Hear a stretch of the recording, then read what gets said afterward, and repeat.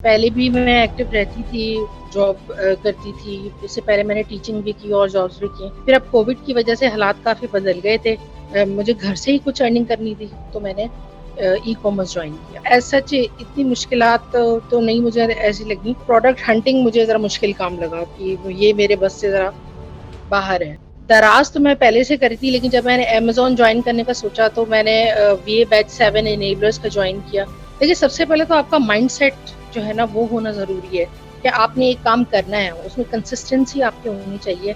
इस वक्त अभी जो हम लास्ट मंथ की मैं बता रही हूँ, तो वो हमारा रेवेन्यू 8 लाख था।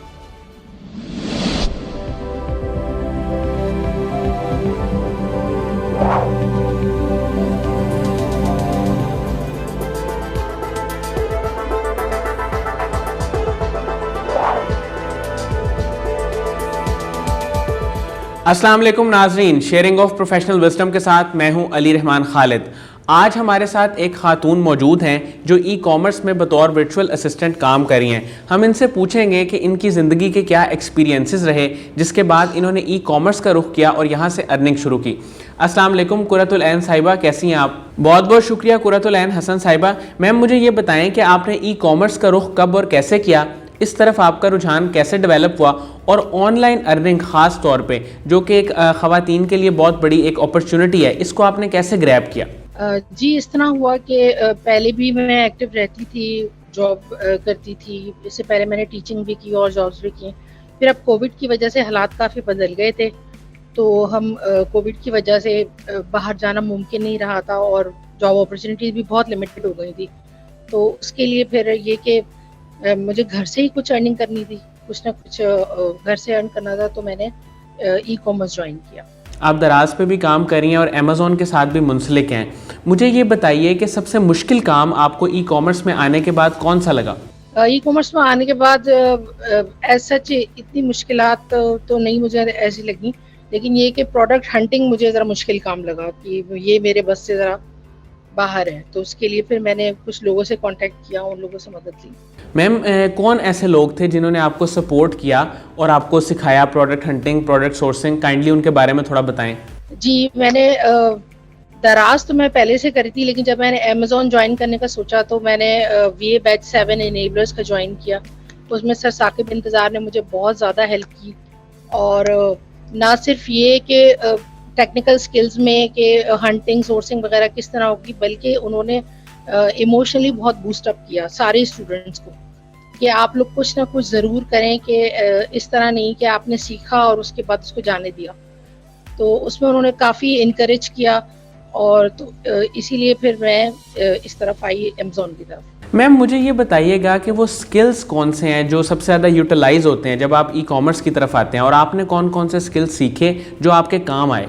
देखिए, सबसे पहले तो आपका माइंडसेट जो है ना वो होना ज़रूरी है कि आपने एक काम करना है, उसमें कंसिस्टेंसी आपकी होनी चाहिए। कि ठीक है, फेलियर्स हर चीज़ में आते हैं। ऐसा नहीं है कि आपने एक काम शुरू किया और बस आप डे 1 से ही बहुत ज़्यादा सक्सेसफुल हैं, ऐसा नहीं है। फेलियर्स कई चीज़ों में आते हैं ज़्यादातर, और इन द स्टार्ट जो है वो तो तब तो आप काफ़ी फेलियर्स फेस कर रहे होते हैं, तो उसमें कंसिस्टेंट रहना बहुत ज़रूरी है। फिर ये कि टेक्निकल स्किल्स जो है वो आपको आपके जो मेंटोर होते हैं वो सिखाते हैं, और हमें भी सर साकिब इंतज़ार ने काफ़ी गाइड किया और बहुत हेल्प आउट किया। मैम, आने वाले वक्त में होलसेल बिजनेस में या प्राइवेट लेबल बिजनेस में जाने का आपका कोई प्लान है? जी, पीएल मेरा अल्हम्दुलिल्लाह चल रहा है और लॉन्च स्टेज में ही है। मैम, आपकी मंथली अर्निंग इस वक्त कितनी है? इस वक्त अभी जो हम लास्ट मंथ की मैं बता रही हूँ, तो वो हमारा रेवेन्यू 8 लाख था। सही। उसके अंदर क्योंकि आज़ादी सेल भी आई थी, लेकिन वैसे अगर आप यूजुअली बात करें तो 60 to 80,000 monthly take home income है। मैम, जो लोग ई कॉमर्स की तरफ आना चाहते हैं उनको आप क्या गाइडलाइन देंगी, वो किस तरह अपने स्किल्स को डेवलप करें ताकि वो ई कॉमर्स में बेहतर तरीके से काम कर सकें? जी, सबसे पहले तो ये कि अपना जो है वो माइंडसेट रखें, और इसके अलावा ये कि टेक्निकल स्किल्स लाजमी सीखें, क्योंकि अगर आप कोई वर्चुअल असिस्टेंट भी हायर करते हैं तो आपको मालूम होना चाहिए कि वो कैसा परफॉर्म कर रहा है। उसके लिए आपका टेक्निकल स्किल्स होना ज़रूरी है। बगैर स्किल्स के बिल्कुल भी ई कॉमर्स की तरफ ना आएँ। स्किल्स का आपको मालूम होना ज़रूरी है। मैम, प्रोडक्ट हंटिंग जब आपको मुश्किल लगी उसके बाद फिर आपने इसको कैसे सीखा? सर ने मुझे काफ़ी हेल्प की, सर साकिब इंतज़ार ने, इनेबलर्स ने काफ़ी हेल्प की कि क्राइटेरिया क्या होना चाहिए, किस तरह हंट करनी चाहिए। तो उसको मैंने खुद भी हंट किया, लेकिन ये कि मेरे साथ जो फेलोज़ थे उन्होंने मुझे काफ़ी हेल्प आउट किया। इस तरह हमने हंटिंग का सफ़र पूरा किया। मैम, आपने सारा कुछ ईवीएस की वीडियोस देख के सीखा था या बूट कैंप ज्वाइन किया था? मैंने ईवीएस की कुछ वीडियोस देखी थी, उसके बाद फिर इनेबलर्स का वीए बैच 7 मैंने ज्वाइन किया था। तो वीए सर्विसेज मैंने पहले देनी शुरू की, लेकिन फिर उसके बाद ये कि अल्हम्दुलिल्लाह मेरी पार्टनरशिप में प्राइवेट लेवल का हो गया, तो फिर जो है हमने प्राइवेट लेवल शुरू किया और दराज मेरा जनवरी से ही स्टार्ट हो गया था। मैम, क्या फ़र्क है जब आप इनेबलर्स के साथ काम करती हैं और फिर दराज पे भी काम करती हैं, इसमें डिफरेंस क्या है? देखें, डिफरेंस ये है कि दराज पर तो ये है कि आप रिलेटिवली इजी है कि आप दराज पर एक आम सेलर जो है वो काम कर लेता है, लेकिन ये कि अमेज़ोन के ऊपर टेक्निकल स्किल्स के बगैर आप बिल्कुल भी ना आए। मेरा सबको एडवाइस यही होगा कि बिल्कुल पहले सीखें, उसके बाद आएँ। तो दराज पर आप बगैर सीखे भी कर सकते हैं, लेकिन ये अमेज़ोन के ऊपर आप बगैर सीखे बिल्कुल भी नहीं कर सकते। या हत्ता कि आपको किसी और का काम एनालाइज़ करने के लिए भी सीखना ज़रूरी है। मैम, मुझे ये बताएं कि ये जो आप सीखने की बात कर रही हैं वो कौन से स्किल्स हैं? मैं चाहूँगा कि 2-4 स्किल्स आप बताएं जो लोग आना चाहते हैं ई कॉमर्स में और इनेबलर्स को ज्वाइन करना चाहते हैं, उनको थोड़ा सा उनके लिए एक आसानी पैदा हो जाए। देखें, बेसिक स्किल तो यही है कि आपको हंटिंग आती हो, प्रोडक्ट सोर्सिंग का पता हो। देखें, अगर आपने अर्न करना है तो वो आपकी सोर्सिंग से ही जो है ना, आपकी अर्निंग का काफ़ी गहरा ताल्लुक है। अगर आपकी सोर्सिंग अच्छी हुई है तो आपकी अर्निंग भी होगी। तो सोर्सिंग के लिए हम मोस्टली ये है कि मोस्ट ऑफ द सेलर्स जो है वो अलीबाबा की तरफ जाते हैं।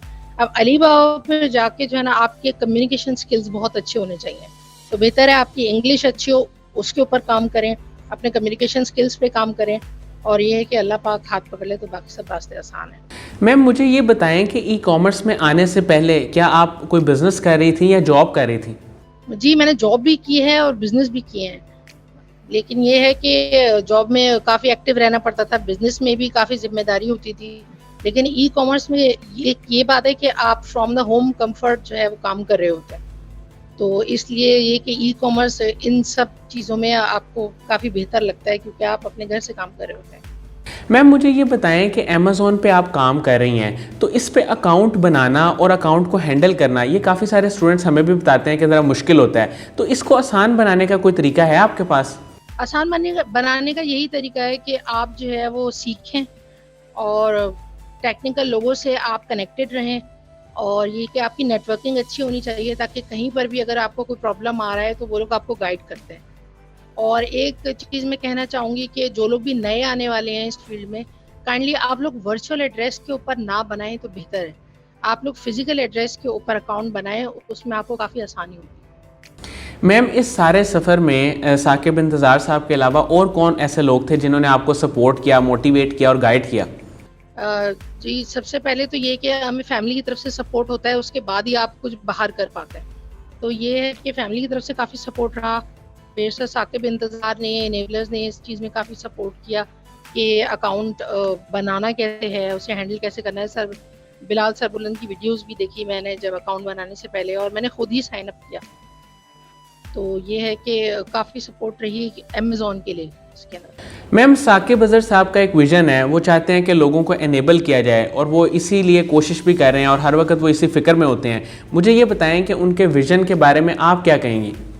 जी, बहुत अच्छा विज़न है। ज़ाहिर है अगर आप कुछ सीख रहे हैं और आप किसी को सिखा रहे हैं, तो उससे आपकी अपनी नॉलेज जो है वो काफ़ी इंक्रीज़ होती है।